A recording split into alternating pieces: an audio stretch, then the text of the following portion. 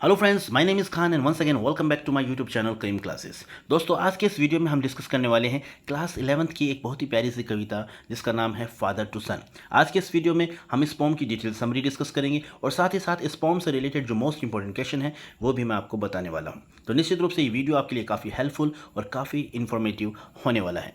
लेकिन दोस्तों, वीडियो को स्टार्ट करने से पहले मैं आपको एक बात कहना चाहूँगा। अगर आपको मेरी वीडियोज़ पसंद आते हैं तो प्लीज़ इन्हें लाइक कीजिएगा, अपने दोस्तों के साथ शेयर करिएगा और अगर आपने अभी तक मेरे चैनल को सब्सक्राइब नहीं किया है तो please please please subscribe my channel and press the bell icon as well so that you may get notification whenever I upload any new video, and to let me know in the comment section that how did you find my video. So without wasting any time, let's get into this video. तो चलिए बिना देरी किए शुरू करते हैं आज के इस वीडियो को और जानते हैं इस पोम की समरी क्या है और इसके बाद में मैं आपको बताऊंगा वो कौन से इंपॉर्टेंट क्वेश्चन हैं जो आपको याद करने हैं। तो देख लेते हैं सबसे पहले समरी। तो जैसा कि पोम का नाम है फादर टू सन और इस पोम को लिखा है एलिजाबेथ जेनिंग्स ने। This poem has been composed by an English poetess Elizabeth Jennings. ठीक है। In this poem a very painful and agonizing relationship between a father and a son has been mentioned. यानी इस कविता के अंदर एक बाप और बेटे के दरमियान बहुत ही दर्दनाक और एक पीड़ा देने वाले रिश्ते को बयान किया गया है। The poem is about the agony of a father who tells about the unsettling relationship with his son who is now a grown up. यानी इस कविता के अंदर एक बाप जो है अपनी पीड़ा को व्यक्त कर रहा है और बता रहा है उस रिश्ते के बारे में, उस बेटे के बारे में जो अब बड़ा हो गया है और उस बेटे से उसका कैसा रिश्ता है, उस रिश्ते के बारे में पोइट जो फादर है, बाप जो है, वो इस पोम के अंदर बता रहा है। He shares that although they live together in the same house for years, he doesn't understand him. यानी वो पिता कह रहा है, वो शेयर करता है अपनी फीलिंग्स को कि हालांकि काफ़ी लंबे समय से, काफ़ी कई सालों से वो एक साथ एक मकान में रह रहे हैं, लेकिन फिर भी वो अपने बेटे को नहीं समझ पाता है, नहीं समझता है। He doesn't know anything about him, and even if he tries to build up a relationship with him like the one when he was a small child. यानी इसमें जो फादर है वो कह रहा है कि वो अपने बेटे को बिल्कुल भी नहीं समझ पाता है, हालांकि काफ़ी लंबे समय से दोनों एक साथ रह रहे हैं और इसलिए वो एक रिश्ता कायम करने की कोशिश कर रहा है अपने बेटे के साथ। कैसा रिश्ता? वैसा रिश्ता जैसा जब वो छोटा सा बच्चा था तब उसके साथ, यानी उस बच्चे के साथ अपने उस बच्चे का अपने पिता के साथ जो रिश्ता था वैसा का वैसा रिश्ता जो फादर है अब वापस दोबारा कायम करना चाहता है, बनाना चाहता है। आगे देखिए पोइट क्या कहता है।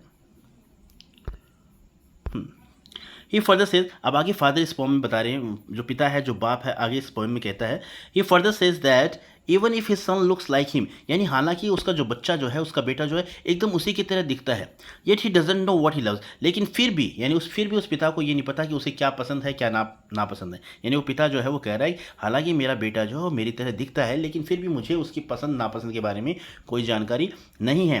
He admits the communication gap and lack of understanding between them and they speak like strangers, और इस बात को स्वीकार भी करता है, यानी जो पिता है वो इस बात को स्वीकार करता है कि हमारे दरमियान कम्युनिकेशन गैप है और समझ का भी फ़र्क है और हम दोनों आपस में जब बात करते हैं तो अजनबियों की तरह बात करते हैं।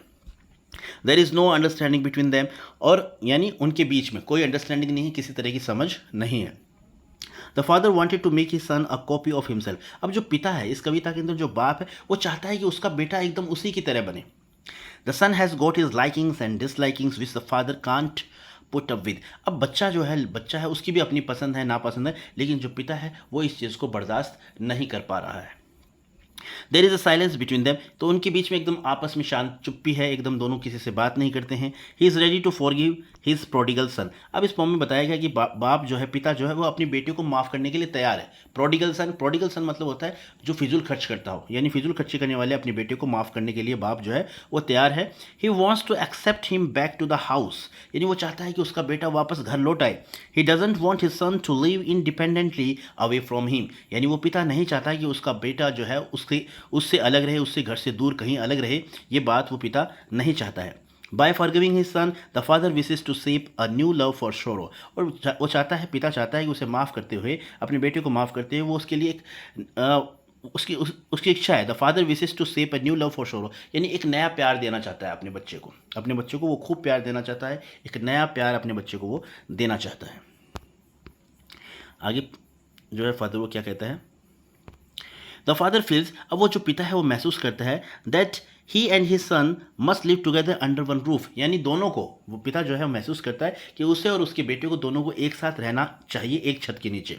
The father is unable to understand. अब वो पिता कहता है, अब वो इस पोम में बताया गया है कि पिता जो है वो ये बात समझने में असमर्थ है। Why he can't handle his son calmly without getting angry और अनॉयड। यानी इस पोम के अंदर बताया गया कि वो पिता जो है इस बात को समझने में असमर्थ है कि वो क्यों नहीं हैंडल कर पा रहा है, वो अपने बेटे को शांतिपूर्ण तरीके से बिना गुस्से हुए बिना नाराज़ हुए क्यों नहीं हैंडल कर पा रहा है। यानी जो सिचुएशन क्रिएट हुई है दोनों के रिश्तों के दरमियान, उस सिचुएशन को, उस जो मैटर, उस सिचुएशन को वो क्यों हैंडल नहीं कर पा रहा है, ये बात इस पोम के अंदर, स्टेंजा के अंदर बताई गई है। He says that neither of them has gained anything from the state of estrangement between them. अब यानी फादर वो कहता है, पिता जो है वो कहता है कि हालांकि इस मनमुटाव से, एस्ट्रेंजमेंट मतलब होता है मनमुटाव, यानी इस मनमुटाव से हमें कुछ हासिल नहीं हुआ है। ठीक है, दोनों को कुछ भी हासिल नहीं हुआ है। They wish to forgive each other, और दोनों ही चाहते हैं एक दूसरे को माफ़ करना। यानी बाप बेटे को माफ़ करना चाहता है, बेटा बाप को माफ़ करना चाहता है, दोनों एक दूसरे को माफ़ करना चाहते हैं।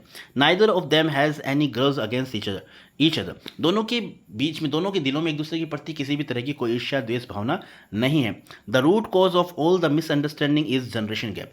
जो मेन कारण है इनके बीच में जो गलतफहमी पैदा हुई है, ये एक तरह से एक जनरेशन गैप के कारण हुआ है, क्योंकि उनकी पिता की सोच अलग है और बेटे की सोच अलग है। तो एक तरह का जो जनरेशन गैप दोनों के दरमियान है, इस दरमियान के कारण ही ये सभी जो जितनी भी चीज़ें हुई हैं, जो गलतफहमी पैदा हुई है, वह इस जनरेशन गैप के कारण ही पैदा हुई है। Thus, we can say that the universal experience of generation gap and misunderstandings has been explained in this poem. तो इस तरीके से हम कह सकते हैं कि इस कविता के अंदर एक जनरेशन गैप, यानी एक पीढ़ी का जो अंतर आ गया है दोनों बाप और बेटे के दरमियान, उसको, उस अनुभव को बताने की इस कविता के अंदर कोशिश की गई है। ठीक है, और जो गलतफहमियाँ पैदा हुई हैं, उन गलतफहमियों को यहाँ पर इस कविता के अंदर एक्सप्लेन किया गया है। तो ये थी पोम की समरी। अब देख लेते हैं इस पोम से रिलेटेड जो मोस्ट इंपॉर्टेंट क्वेश्चन है उनके बारे में डिस्कस कर लेते हैं। हालांकि ज़्यादा क्वेश्चन नहीं है, 2 ही क्वेश्चन है, और इन 2 क्वेश्चन को आप अच्छे तरीके से याद कर लेना। और जो समरी मैंने आपको बताई है, अगर आप इस समरी को अच्छे तरीके से याद कर लेते हैं तो मेरा पूरा दावा है, अगर एग्जाम में इस चैप्टर से, इस पोम से रिलेटेड कोई भी क्वेश्चन पूछा जाता है, ईजिली आज के इस वीडियो के बेस पर आप उसका आंसर कर पाएंगे। तो देख लेते हैं कौन से वो क्वेश्चन है। पहला क्वेश्चन हमारा ये रहा, what are the regrets of the father. यानी पिता को क्या दुख है, क्या पश्चाताप है। In what way is he ready to compromise, और वो किस तरीके से समझौता करने के लिए तैयार है। तो इसका आंसर हो जाएगा, the present poem is about a father and his son. जैसा कि कविता एक बाप और बेटे के बारे में है। Who are estranged from each other, एक दूसरे से दोनों के बीच में मनमुटाव है, बनती नहीं है दोनों की। The father and the son have lived together in the same house for years. बाप और बेटे काफ़ी लंबे समय से एक घर के अंदर रह रहे हैं। Yet no kinship exist between them, लेकिन बीच में उनके बीच में कोई भी रिश्ता जो है अब रिश्ता नहीं रहा, सिर्फ वो रह रहे थे, बाकी उनके बीच में अब कोई रिश्ता कायम नहीं है। The son is living independently and separately from his father. अब जो बेटा है, अब क्या कर रहा है, अब बेटा अपने बाप से अलग रह रहा है। ठीक है, इंडिपेंडेंटली, स्वतंत्र रूप से अपने पिता से अलग रह रहा है। The father plans to rebuild the broken relationship and is ready to compromise on every issue. अब वो पिता जो है वो उस टूटे हुए रिश्ते को बनाने के लिए हर तरह का समझौता करने को तैयार है। The father is ready to forgive the son. अब पिता जो है वो अपने बेटे को माफ़ करने के लिए तैयार है। For all his faults and transform his sorrow into fresh love for him. यानी जिसने जितनी भी गलती की हैं, जो भी उसकी बुराइयां हैं, जो भी प्रोडिगल वो उसका बेटा है, यानी फिजूल खर्च करने वाला है, जो भी उसके दोष हैं, उन सभी को माफ़ करना चाहता है। यानी वो पिता जो है अपने बेटे को पूरी तरीके से माफ़ करना चाहता है। He wants him back at all cost. वो चाहता है कि उसका बेटा किसी भी कीमत पर वापस घर लौट आए। ठीक है, तो इस तरीके से इसका आंसर हो जाएगा। अब देख लेते हैं सेकंड क्वेश्चन, और सेकंड क्वेश्चन हमारा ये रहा, give the central idea of the poem father to son. यानी इसका केंद्रीय भाव क्या है इस कविता का, वो देख लेते हैं। तो सीधा सा इसका आंसर हो जाएगा, children when they grow up. यानी जो बच्चे होते हैं जब ये बड़े हो जाते हैं, form a world of their own, तो ये अपना एक संसार बना लेते हैं। They hardly ever care how sad and fallen the old parents feel.